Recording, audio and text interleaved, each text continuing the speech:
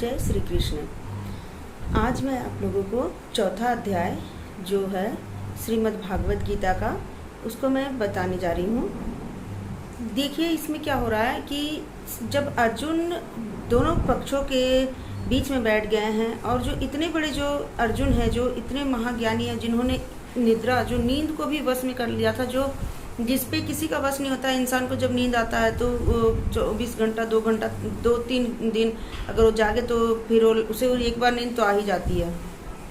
पर अर्जुन ऐसे थे जो कि वो नींद को भी वो अपने बस में कर दिए थे। इतने महान जो योगी थे वो भी उस समय मोह में पड़ गए थे। इस प्रकार से जब भी ये गीता से हमें ये सीख मिलती है कि जब भी हमारे पास जो भी हमें परिस्थिति ऐसी आती है, जब हम अपने कर्मों से हमें लगता है कि हमसे ये काम अब नहीं हो सकता है, ये काम हम अब नहीं कर पाएंगे, हम जब उससे दूर होने लगते हैं, तो हमें हाथ पकड़ने के लिए हमारे भगवान ही हमारे सामने ही खड़े होते हैं, बिल्कुल कृष्ण की तरह ही।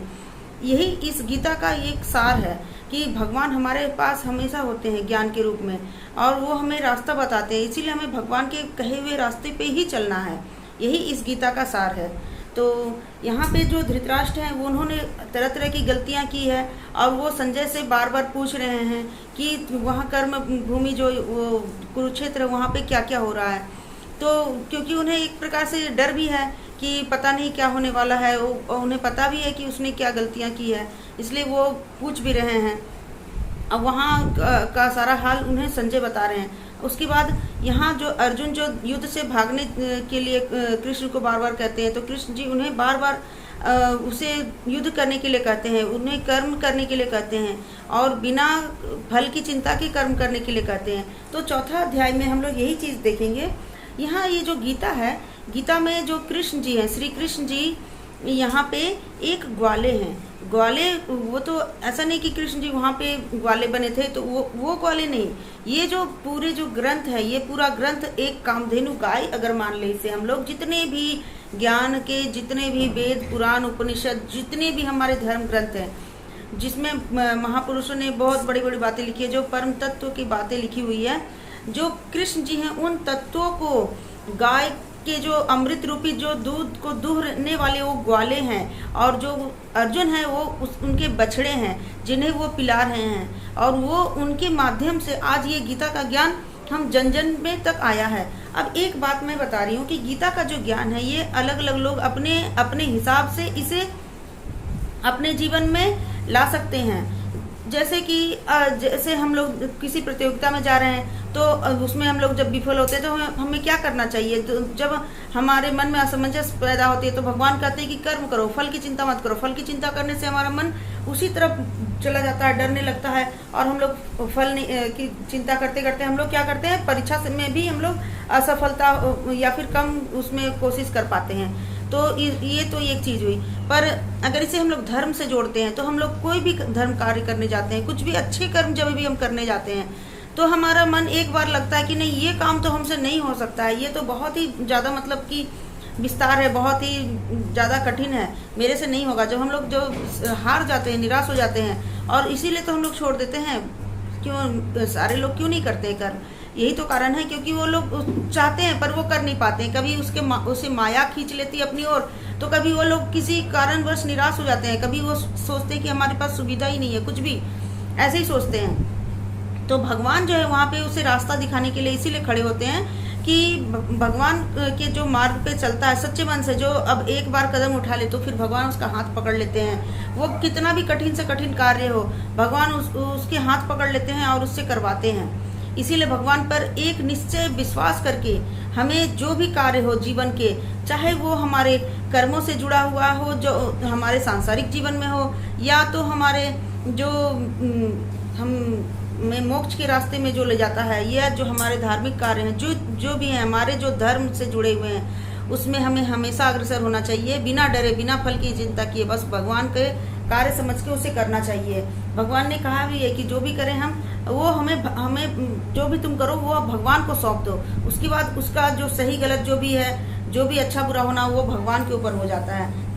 इसे निष्काम कर्म कहते हैं। तो यहाँ पे हम लोग चौथा अध्याय में हम लोग देखेंगे संपूर्ण भगवान का प्रभाव और कर्म योग का विषय इसमें होगा।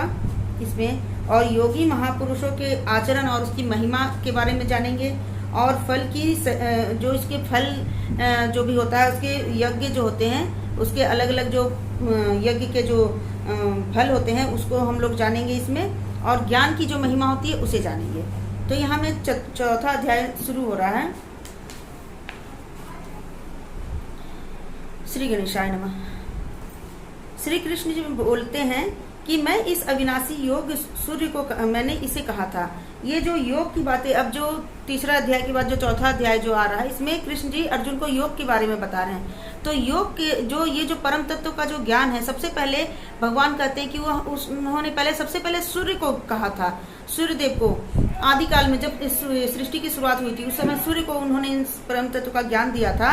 और सूर्य ने अपने पुत्र वैवस्वत मनु से कहा था, और मनु ने अपने पुत्र इक्ष्वाकु से कहा था।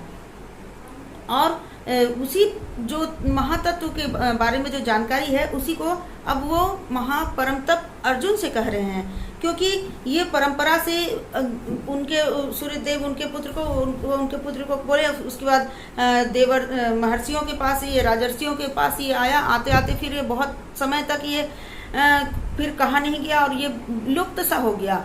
तो इसके बारे में बहुत लोगों को कम जानकारी है। इसीलिए अभी ये जो बात जो है, ये बात श्री कृष्ण जी स्वयं अर्जुन से इस महातत्व को प्रकट कर रहे हैं कहकर। तो क्योंकि अर्जुन जो है वो कृष्ण जी कह रहे हैं कि तुम मेरे प्रिय सखा हो, मेरे बहुत ही ज्यादा प्रिय हो तुम। इसीलिए मैं वो पुरातन योग जो है, वो आज मैं उत्तम रहस्य को मैं, जो कि सब प्रकार से गुप्त रखने वाला जो है, उसे मैं तुम्हें बताता हूँ, उसे सुनो। अर्जुन कहते हैं कि आप तो कह रहे हैं कि आपने सूर्यदेव को कहा था उस जमाने में। आपका तो आपका जन्म तो अभी अभी हुआ, हम लोग के आसपास में ही हुआ है। तो आप उस समय की बात कैसे बता रहे हैं? उस समय कैसे आप सूर्यदेव को बता सकते हैं? तो कृष्ण जी कहते हैं कि नहीं, ये तो तुम देख रहे हो कि मैं अभी जन्मा हूँ, जो भी हूँ, लेकिन ये बात सही नहीं है। मैं तो पहले से था, पुरातन काल से मैं था और अभी हूँ और फिर मैं रहूंगा। मैं तो हर समय हर युग में रहता हूँ। इस बात को तुम नहीं जानते हो। तुम्हारे भी बहुत सारे जन्म हो चुके हैं, हमारे भी बहुत सारे जन्म हो चुके हैं, लेकिन इस बात को तुम नहीं जानते हो। पर मुझे सब पता है, मैं सब कुछ जान रहा हूँ, क्योंकि मैं जन्मा हूँ, अविनाशी स्वरूप हूँ तथा समस्त प्राणियों का ईश्वर होते हुए भी मैं जो अपने प्रकृति जो है, ये योग माया से मैं अपने आप को प्रकट करता हूँ। क्योंकि मैं जो हूँ, वो जब धर्म की जब हानि होती है, जब पृथ्वी पे बहुत ज़्यादा दुराचार पाप बढ़ जाता है, तब मैं स्वयं आकर योग माया द्वारा अपनी प्रकृति से ही मैं प्रकट होता हूँ। और प्रकट होकर मैं उन पापियों का विनाश करता हूँ, और जो जितने भी धर्मात्मा होते हैं उनके उद्धार के लिए मैं बार बार जन्म लेता हूँ और धर्म की स्थापना करता हूँ।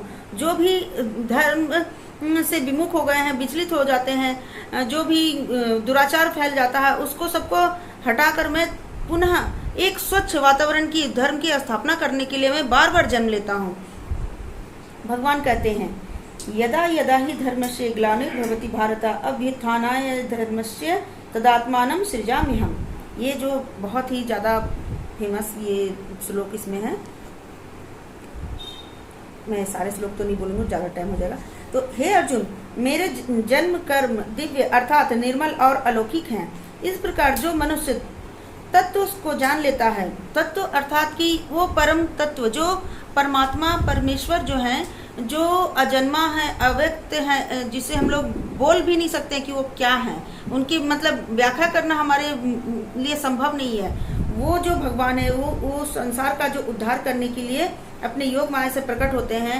ये जो जान लेता है, इस तत्व को जो जान लेता है, परम तत्व को, परमेश्वर को जो जान लेता है, वही तत्व को का ज्ञाता होता है, तत्व को जानने वाला होता है। वह शरीर को त्याग कर फिर से जन्म कभी नहीं लेता। जो इस महातत्व को जान लेता है, इस ज्ञान को, परम ज्ञान को जो जान लेता है, वह फिर इस धरती पर जन्म नहीं लेता है। अब वो भगवान में समा जाता है, वो भगवान का ही हो जाता है, वो भगवान को प्राप्त कर लेता है। जिसके राग, भय, क्रोध जो भी हैं, ये सारे जो भी हमारे विषय जो है, जिसमें कि हमारे मन भटकते हैं और जो जिससे कि हमें मोह पैदा होता है, ये जो राग भय क्रोध ये सब सारे जो भी हैं, ये सब जिसने नष्ट कर लिया, और जो प्रेम पूर्वक बिल्कुल सब कुछ छोड़कर जो भगवान में आ जाता है, स्थित हो जाता है, वो मेरे आश्रित हो रहने वाले भक्त ज्ञान रूप के जो तप होते हैं, ज्ञान रूप का जो तप होता है, तप ज्ञान का जो तप होता है, उस पवित्र तप को वो प्राप्त कर लेता है। जो ये सारे जिसमें बुराइयां दूर हो जाती है, कौन ये जो राग द्वेष क्रोध ये सब जो है जिसमें खत्म हो जाता है, जिसने इन सबको खत्म कर देता है, खत्म कर दिया हो। हे अर्जुन, जो भक्त मुझे जिस प्रकार भजते हैं मैं भी उसी प्रकार उसको भजता हूँ। लोग जिस प्रकार भगवान को याद करते हैं, भगवान भी उनको याद करते हैं। ऐसा नहीं कि भगवान नहीं याद कर रहे हैं। जो जितना भगवान को याद करता है, भगवान भी उसे उतना याद करते हैं। भगवान को जो अच्छे रूप में याद करता है, भगवान उसे अच्छी तरह से याद करते हैं। जो भगवान की निंदा करता है, भगवान भी उसको उसी प्रकार से याद करते हैं। तो ये कहने भगवान कहते हैं कि जो इस प्रकार जो मुझे भजता है मैं भी उसे उसी प्रकार भजता हूँ। मैं कोई भेदभाव नहीं करता हूँ, क्योंकि मनुष्य सब प्रकार से मेरे ही मार्ग का अनुसरण करते हैं। जितने भी हम लोग पूजा पाठ जप तप जितने भी मार्ग जो हम लोग करते हैं, ये सब भगवान का ही मार्ग, बताया हुआ मार्ग है जिस पे हम लोग चलते हैं। और इसमें क्या होता है कि हम लोग जो होते हैं वो कर्म फल की इच्छा के लिए देवी देवता की पूजा प्रार्थना उपासना करते हैं। और ये इस प्रकार से क्या होता है, देवी की प्रार्थना पूजा से उन्हें जल्दी से उन्हें अपने जो सिद्धियां प्राप्त हो जाती है। जो भी कर्म करते हैं उसका फल बहुत जल्दी मिल जाता है उन्हें। तो जो ये देवी देवता की पूजन जो होता है उससे जो कर्म फल जो उत्पन्न होता है उसकी फल की प्राप्ति शीघ्र हो जाती है, भगवान ऐसा कह रहे हैं। और जो अपने फल को जो चाहते हैं, जो लोग नहीं चाहते हैं कि नहीं हमें कोई फल नहीं चाहिए, हम तो बस भगवान के लिए हम तो जो भी कर्म कर रहे हैं ये हमारे कर्म समझ के बस कर रहे हैं, बस जो भी कर रहे हैं भगवान को अर्पण कर देना है, तो कोई बात नहीं। वो तो भगवान परम तत्व को जानने वाले बहुत महाज्ञानी होते हैं, वो लोग ऐसा करते हैं। लेकिन जिनको फल की इच्छा होती है वो कर्म करते हैं। जैसे हमने ये व्रत रखा, इतने मास का, मैंने इतने महीने का व्रत रखा, तो मुझे ये इस चीज़ की प्राप्ति हो जाए, इस तरह से काम की इच्छा के लिए करते हैं। तो हाँ, उसे वो व्रत जब उसका पूर्ण होता है तो उसकी फल की भी प्राप्ति हो जाती है, शीघ्र हो जाती है। ये भगवान कह रहे हैं, फल की जो इच्छा करके करता है।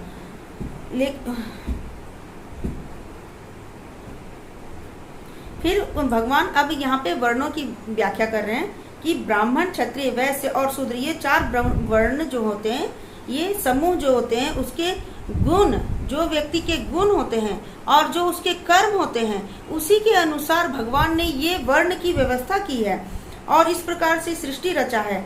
और कर्म का कर्ता होने पर भी वो परमेश्वर जो अविनाशी जो हैं, वो अपने आप को कर्ता नहीं मानते हैं। उन्होंने ही ये सब कुछ रचा, ये सब कुछ बनाया है, लेकिन फिर भी वो मानते हैं कि हमने ये सब कुछ भी नहीं किया, उसने रच दिया भी है। और वो मतलब वो कर्ता भी हैं और वो अकर्ता भी हैं। मतलब वो मान भी नहीं रहे कि हमने, वो कह रहे हैं हमने करा भी है और हमने नहीं भी किया है। मतलब कि बिल्कुल एक समान दृष्टि हो गई है उसमें। कर्मों के फल में हमारी, भगवान कह रहे जो कर्म की जो फल जो है उसमें उनका कोई लगाव नहीं है। और जो इसीलिए वो जब उनका कर्म के फल में कोई लगाव नहीं है तो फिर उनका कर्म में वो घुसे भी नहीं, मतलब कर्म का उस पर कोई प्रभाव भी नहीं पड़ेगा। जब कर्म का हमें कोई लगाव ही नहीं होगा, जैसे कि मान लीजिए हम कोई पूजा पाठ कर रहे हैं या कुछ भी कोई सिद्धि कर रहे हैं या किसी की सेवा कर रहे हैं, हम ये नहीं सोच रहे कि हम ये करेंगे इससे हमें ये फायदा होगा। जब हम ये चीज़ सोच ही नहीं रहे, फल की हम इच्छा ही नहीं करें, तो फिर हमें फल का लोभ कैसे होगा? फल का कोई लोभ ही नहीं होगा। और फल का लोभ ही नहीं होगा जब तक हम मतलब कि परम तत्व को प्राप्त कर गए हैं। भगवान यही कह रहे हैं कि जब भी हम जो भी कार्य करें तो उसे हमें बस काम अपने करने हैं, पर उसकी फल की हमें चिंता बिल्कुल भी नहीं करनी है। निष्काम, बार बार भगवान ने इसी बात पे जोड़ दिया है कि हमें हमेशा निष्काम कर्म करने हैं। तो भगवान कह रहे हैं इसीलिए कि हमें जब फल की कामना ही नहीं है तो फल की हमें कोई चिंता ही नहीं होगी, फल के लिए हमें कोई, उसमें हम घुसेंगे ही नहीं, कोई हमें फल का हमें कुछ लगेगा ही नहीं। इस प्रकार वो तत्व जो, इस प्रकार के तत्व से जो मुझे जान लेता है, जो व्यक्ति में ये आचरण आ गए कि हम कर्म कर रहे हैं और हमें फल की कोई चिंता नहीं है, इस प्रकार का जो आचरण करने लगे जो भी व्यक्ति, वही तत्व को जानने वाला होता है, और वो कभी भी कर्मों के बंधन में नहीं बंधता है। कर्मों के बंधन में बंध कर ही लोग पाप और पुण्य में फंसते हैं, और उनकी गति जो होती है वो दुर्गति हो जाती है। कर्मों के बंधन में नहीं पड़ना है, कर्मों के बंधन से मुक्त होना है। इस प्रकार से हमें निष्काम कर्म करने हैं। और यही जो बातें, सारे ज्ञान की बातें हैं जो भगवान बताए निष्काम कर्म के बारे में, यही सब जो है मुमुक्षुओं जो है पूर्व काल में वो लोग से जानकर ही ये लोग वो कर्म किए थे। और ये जो पूर्व काल से जो ऐसे पूर्वजों से जो चलता आ रहा है, ये कर्म के बारे में वो लोग जो ज्ञान दिए हैं, जो लोग पूर्व काल से जो इस तरह से करते आ रहे हैं, उसी को तुम करो। यही जो कर्म जो है, इसी कर्म को तुम जानो और इसी प्रकार के कर्म को तुम करो जो पूर्व काल से लोग, जो ज्ञानी लोग जो करते आ रहे हैं, ये कह रहे हैं भगवान। अब कहते हैं फिर कि कर्म क्या है और अकर्म क्या है। इस प्रकार का निर्णय जो होता है वो बुद्धिमान पुरुष जब सोचने लगे कि कर्म क्या है और अकर्म क्या है, अगर बुद्धिमान लोग सोचने लगेंगे तो बहुत ज्यादा मोहित हो जाएंगे, मोह में पड़ जाएंगे वो। इसीलिए कर्म तत्व को मैं भली भांति तुम्हें समझा कर कहता हूँ, जिससे इस अशुभ जो कर्म जो है उसके मतलब जो कर्म बंधन जो है उससे तुम मुक्त हो जाओगे। उसको हम समझा के कहते हैं, क्योंकि ये जो कर्म के बंधन और कर्म अकर्म जो है, इसके चक्कर में बहुत से ज्ञानी लोग पड़ते हैं और फंस जाते हैं। इसमें बड़े बड़े ज्ञानी लोग फंस जाते हैं, मोहित हो जाते हैं। कर्म का स्वरूप भी जानना चाहिए और अकर्म का स्वरूप भी जानना चाहिए तथा विकर्म का स्वरूप भी जानना चाहिए, क्योंकि कर्म की जो गति होती है वो बहुत ही, उसकी गति बहुत ही गहरी है। क्योंकि हमें तीनों चीज जानना है, कर्म अकर्म और विकर्म। ये तीनों कर्म हमें जानने हैं, ये किस प्रकार होता है, ये क्या होता है, तभी तो हम भेद कर पाएंगे और अपने आप को अकर्म रूप सेवा में हम भगवान की भक्ति में लग पाएंगे, या समाज की सेवा या किसी भी चीज में हम जो भी कर्म करें, कुछ भी करें हम, तो उसमें हमें बिल्कुल भी अपने फल की चिंता नहीं करनी है। भगवान ने यही उपदेश दिया है बार बार। जो मनुष्य कर्म में अकर्म देखता है, जो अकर्म में कर्म देखता है, वह मनुष्य में बुद्धिमान है और वह योगी समस्त कर्मों को करने वाला होता है। जो कोई कर्म नहीं कर रहा है, हाँ, वो कर्म में अकर्म को देखता है, मतलब काम कर रहा है वो, लेकिन वो सोच रहा है कि हमने क्या किया, हमने कुछ नहीं किया। वो लाखों लोगों को रोज भोजन करवा रहा है, रोज सबकी मदद कर रहा है वो, लेकिन वो फिर वो भी, उसे कोई घमंड नहीं है, वो सोचता नहीं मैंने तो कुछ भी नहीं किया है, तो सब प्रकृति का है, बस इस प्रकार का। और जो अकर्म में भी कर्म को देखता है और जो नहीं भी कुछ भी कर रहा है, फिर भी वो समझ रहा है कि हाँ हमने जो भी किया हम कर रहे हैं, मतलब जब उसे मौका नहीं मिला तभी भी वो मतलब अशांत नहीं हो रहा है। किसी प्रकार से एक दृष्टि, सम दृष्टि हो गई है, उसकी दृष्टि बिल्कुल सम हो गई है। जब उसको काम कर रहा है तभी भी, जब नहीं कर रहा तभी भी उसकी बिल्कुल दृष्टि समान हो गई है, सोच विचार समान हो गए हैं। वो किसी भी आडंबर लोभ में नहीं पड़ रहा है। उस जब वो गति में जब आ जाता है कोई भी मनुष्य, जो वो बुद्धिमान पुरुष होता है, महायोगी होता है और समस्त कर्मों को करने वाला वही होता है, जिसके संपूर्ण शास्त्र सम्मत कर्म बिना कामना और संकल्प के होते हैं तथा समस्त कर्म ज्ञान रूप अग्नि के द्वारा भस्म हो गए हैं, उस महापुरुष को ज्ञानी जन ही पंडित कहते हैं। अब भगवान कह रहे हैं कि शास्त्र सम्मत कर्म जो होता है, जो भी शास्त्र द्वारा बताया गया है, ऐसा नहीं कि हम कुछ उल्टे सीधे कर्म करें। जो शास्त्र में वर्णित है, जो हमें अच्छे कर्म, जो हमारे जो भी नियम के हिसाब से जो भी कर्म बताए गए हैं, उस नियम के हिसाब से जब हम कर्म करते हैं और बिना कामना की इच्छा, किसी भी उसमें हमें फल की प्राप्ति की इच्छा नहीं कि हमारा इसमें ये काम करेंगे तो हमें पैसे मिलेंगे, या तो हमारी बहुत ज़्यादा प्रसिद्धि होगी, हमारा बहुत ज़्यादा नाम होगा, या तो हमें कुछ मिलेगा, ये सब नहीं, हमें कोई सिद्धियाँ मिलेगी, ये भी नहीं सोचना है, कुछ भी नहीं सोचना है। जो इस प्रकार के कर्म करते हैं निष्काम, बिल्कुल निष्काम भाव से कामना और बिना किसी संकल्प के, तो वो जो समस्त कर्म जो होता है वो ज्ञान का जो अग्नि जो होता है उसमें भस्म हो जाते हैं। उसमें मतलब ज्ञानी इतना बड़ा उसमें ज्ञान का मतलब प्रकाश हो गया है कि वो सारे कर्म जो हैं उसके भस्म हो गए। उसने इतना बड़े बड़े काम कर दिए पर वो किसी भी काम का उसमें अहंकार नहीं रहा, किसी भी काम का उसमें कोई फल की इच्छा नहीं रही, इतने बड़े बड़े काम कर दिए तो उसके ज्ञान में वो सारा कर्म जो है वो भस्म हो गया। और वैसा ही जो पुरुष होता है वही महापंडित होता है। जो पुरुष समस्त कर्मों में और उसके फल में आसक्ति का सर्वथा त्याग करके संसार के आश्रय से रहित हो जाता है और परमात्मा में नित्य तृप्त है, वह कर्मों में भली भांति बढ़ता हुआ भी वास्तव में कुछ भी नहीं करता।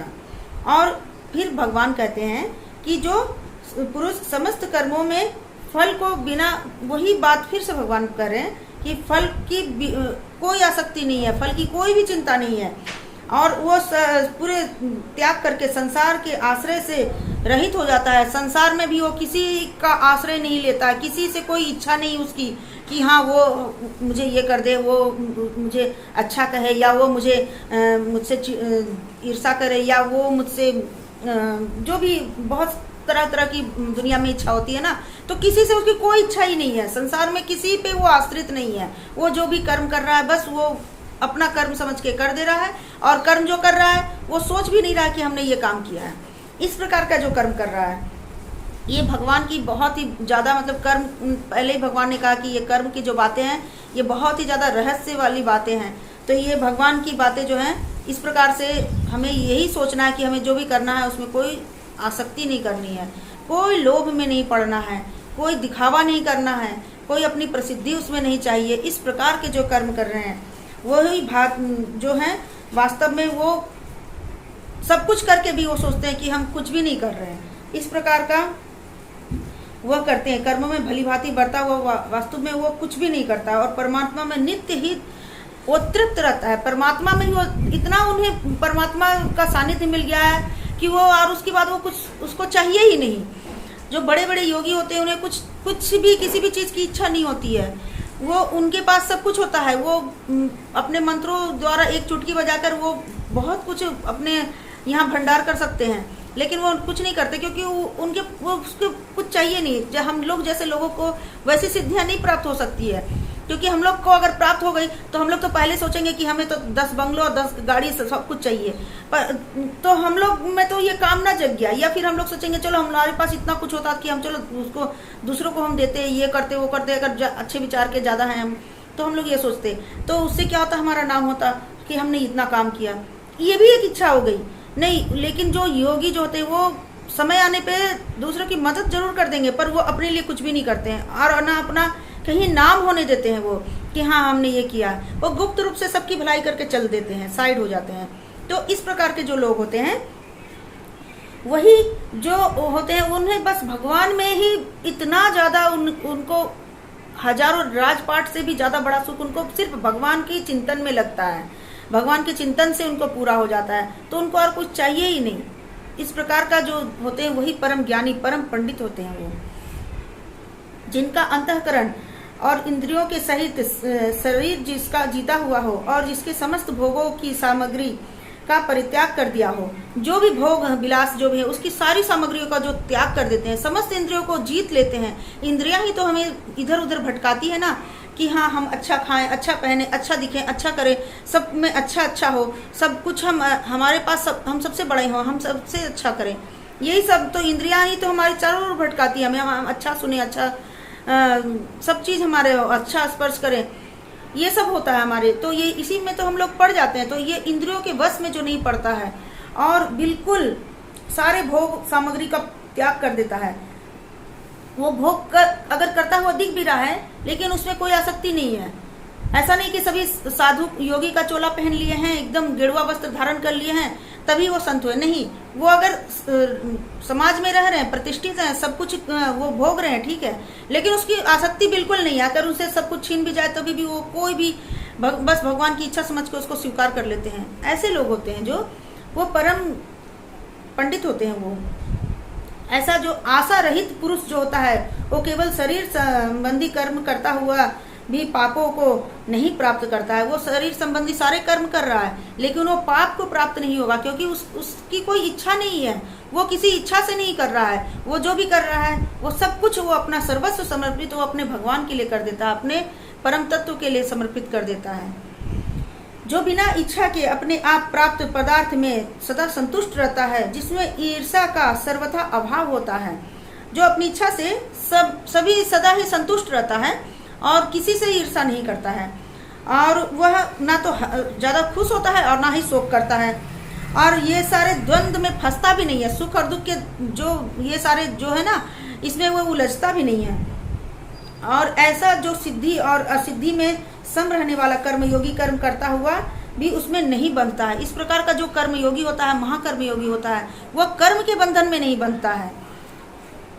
फिर भगवान कहते हैं कि जिसकी आसक्ति सर्वदा नष्ट हो गई है, जो देहाभिमान और ममता से रहित हो गया है, उसको अपने देह का भी अभिमान नहीं है। बहुतों को अपने देह का, सुंदरता का, अपनी शरीर की शक्ति का और भी अपनी पोजीशन का, बहुत तरह की चीज़ों का अभिमान होता है ना। लेकिन जो लोग को किसी भी प्रकार का, किसी भी तरह का अभिमान नहीं होता है और किसी भी तरह की उसमें ममता भी नहीं रह जाती है अपने प्रति या अपने किसी भी विशेष के प्रति, उसमें कोई आसक्ति ममता नहीं रहती। उसके लिए सब लोग समान होते हैं, एक समान होते हैं। वो अपने घर को भी समाज के लिए निछावर कर सकता है और इस प्रकार से वो समाज के लिए अपने आप को निछावर कर सकता है। वो किसी एक के लिए मतलब अपने फायदे के लिए दूसरे का नुकसान करना, यही सब तो होता है ना। ममता आसक्ति जब जागती है तो जो बड़े बड़े ये सब क्या करते हैं लोग, जो भी गलत तरीके से जो धन कमाते हैं वो लोग क्या करते हैं, उसकी तो आसक्ति अपने और अपने परिवार के प्रति ही होती है ना। तभी तो वो लोग दूसरे से बेईमानी करके इकट्ठा करते हैं सब कुछ। तो ये आसक्ति ही तो है जो हमें तरह तरह की बेईमानियाँ और गलत कर्म करने के लिए हमें उकसाती है। तो इस प्रकार की, हम भगवान कहते हैं, इस प्रकार की आसक्ति हमें छोड़ देनी चाहिए। और हमें ममता जो होती है, ममता से ही हम आसक्त हो जाते हैं और किसी विशेष के प्रति हमारा प्रेम बढ़ जाता है, और उसी प्रेम के चक्कर में पड़कर हम उसे लाभ दिलाने के चक्कर में हम बहुत सारी गलतियां कर जाते हैं। और अगर हम बेईमानी भी नहीं कर रहे हैं तो ठीक है, लेकिन हम बहुत सारे ऐसे ऐसे कर्म कर जाते हैं जिससे कि हमारा उसी पे एक विशेष ध्यान हो जाता है और हम भगवत जो परम तत्व है उससे हम लोग दूर हो जाते हैं। तो इसीलिए भगवान कहते हैं यहाँ ममता का भी त्याग करना चाहिए। अपने देह का अभिमान तो नहीं होना चाहिए, ममता से भी रहित हो जाना चाहिए। और जिसका चित्त निरंतर परमात्मा के ज्ञान में स्थिर रहता है, ऐसा केवल यज्ञ संपादन के लिए कर्म करने वाले मनुष्य जो होते हैं संपूर्ण कर्म भली भांति विलीन हो जाते हैं। और जो इस प्रकार का जो लोग करते हैं कर्म, वो महायज्ञ करने वाले होते हैं और वो संपूर्ण जो कर्म होता है वो उसका विलीन हो जाता है, यज्ञ के रूप में ही वो सारा कर्म हो जाता है उसका। जिस यज्ञ में अर्पण अर्थात जो आहुति जो होती है वो भी ब्रह्म है। जो यज्ञ में हम लोग आहुति जो देते हैं, हविष्य जो सामग्री डालते हैं, तिल घी जो भी डालते हैं, वो जो सामग्री है वो ब्रह्म है। भगवान कहते हैं वो ब्रह्म है। और जो हवन किया जाने वाला जो द्रव्य होता है और भी जो भी चीज होता वो भी ब्रह्म है। और जो ब्रह्म रूप जो कर्ता, जो ब्रह्म हवन करने वाले जो लोग होते हैं, कर्ता जो काम कर रहे हैं वो भी ब्रह्म है। और जो ब्रह्म रूप जो अग्नि में आहुति देने वाली जो क्रिया जो होती है, जो ये जो किया हुआ सारा काम जो होता है, हवन कार्य जो होता है, ये भी ब्रह्म है। और उस ब्रह्म कर्म में स्थित रहने वाले योगी द्वारा प्राप्त किए जाने वाले फल भी ब्रह्म ही होते हैं। और जो उस योगी को जो फल प्राप्त होता है, जो इस प्रकार का जो योग करता है, हम लोग जो मतलब जो हम लोग आसक्ति सारे छोड़ देते हैं, जो हम लोग कर्म कर रहे हो भगवान को दिया, मतलब एक तरह से हम लोग हवन ही तो किए, अपने जो भी किए कार्य उसको ज्ञान में हम लोग ने आहुति दे दी। अपने ज्ञान को इतना जगा लिया कि हमें अब कुछ लग ही नहीं रहा है कि हमारा कुछ है, हमें कुछ किसी पे ममता है, किसी भी चीज़ की जरूरत जो भी है, हमारा सब कुछ हम परम तत्व को सौंप दे रहे हैं। तो वो एक तरह का हवन हो रहा है। और ये जो हवन है ये पर ब्रह्म हवन, ये ही जो है ये ब्रह्म है। इसी हवन को ब्रह्म कहा जा रहा है यहाँ पे। और इसका जो प्राप्त किया जाने वाला जो फल जो है वो भी ब्रह्म ही होता है। इससे जो फल प्राप्त होता है वो भी ब्रह्म है।